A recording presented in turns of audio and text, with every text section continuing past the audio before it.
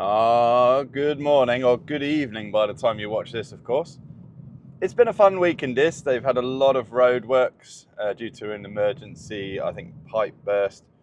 And people in Dis often struggle in roadworks, despite me trying to help them by making videos like Green Doesn't Mean Go. The people of Dis struggle in roadworks as it is to maintain Rule 151, like maintaining flow of the road, etc., like they should do. But admittedly, they've not been helped recently by the people that are setting up the roadworks. So the first example where the people of Dis Roadworks Emporium have absolutely outdone themselves is this is the one-way street. It goes around the back of the post office and it starts here. And once you entered this section, I never drove it, but there was then road ahead closed signs. You have no choice but to keep going at that point. Of course, you're on a one-way system. And people would follow the one-way system and then find this. You are completely now trapped on the one-way system. So people of the Dis Community Board posted it and said, well, what are we meant to do? And they were waiting for the inevitable. And of course, people started coming back up the one-way system and there was some near collisions, apparently. Fantastic. I love that someone somewhere approved these roadworks and didn't see the problem. So eventually they had to reopen that section and just close a very small part where they were actually working, which probably would have made more sense in the first place. But hey, that was the best one. And then recently, this week, we've had an absolute delight of some roadworks near a road called Sunnyside. Now, what I will say is the first time I came across this, I saw what many people haven't been seeing and I acted accordingly.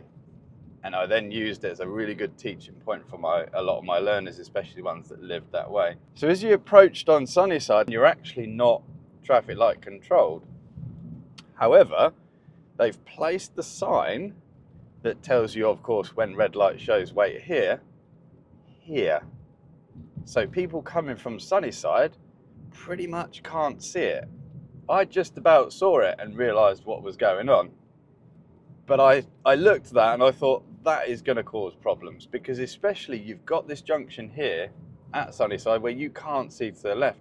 So your main focus goes on observing properly to the left. What's happened is, like this case, a few people are now getting caught out and they're coming out of Sunnyside and then seeing the red light, but they're already past the point where they should or must be stopping. So if you look at the case of this sort of greeny car, if you can imagine coming the other way, maybe a fire truck or a big lorry, they're going to start having problems getting through the road. The other issue is, of course, people coming from Sunnyside. And I looked at that and thought, someone's going to cut a red light here.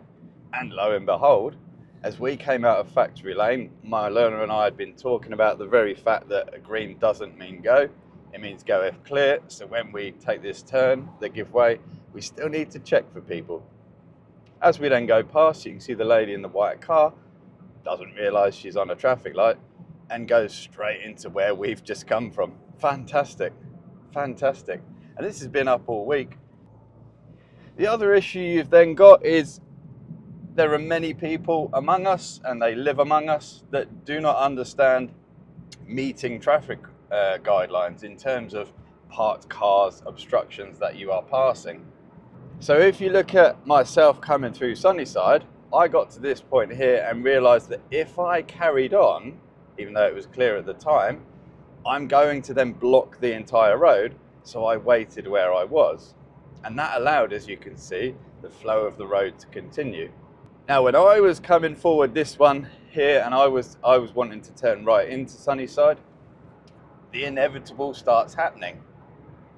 And people further down the road have not kept the road clear. They've put themselves in positions that block the road. So now as I come to complete my turn, you can see there is a bit of queue in traffic. It manages to clear, luckily, but that is through luck more than anything else. But again, that could have been the entire road blocked. This was me actually getting blocked myself, so I was coming through Sunnyside on a different day, and as you can see, completely blocked by someone that's just come through without any thought. and has now made a half-assed attempt to get out of my way, not leaving a gap that's big enough. But again, imagine I'm an ambulance trying to get through. Yes, you're going to move, of course, rather than with me, you just sit there stubbornly. You could make absolutely more of an effort to get out of the way there. But also imagine, perhaps, I think back to years ago, and I think, well, I used to be pretty much on standby in case Katie needed to go up to the hospital to give birth. So imagine I'm now trying to get home to my wife who's literally needing to go up the hospital, and you're going to have someone a bit less calm than I was here. So look, I don't gesture this person. I didn't even stare at them. I didn't applaud them sarcastically or anything. I just don't feel it's necessary. Yes, they've made a mistake, but they don't need to be reprimanded for that. But we can learn from it, and that's the purpose of putting it on a YouTube channel, is to try and make people think, oh yeah, I hadn't thought about things like that. Maybe I need to be a bit more cautious about how I'm going around parked cars. Do I actually look ahead and consider, is it actually clear for me to go? Because there's plenty of us that don't. Now, I'm of two minds. I'd love to know your thoughts here. Because I saw it the first time, I think we should be noticing things like this personally, but I did look at it and think, people, not everyone's going to notice that. Not everyone's going to understand what's actually happening here.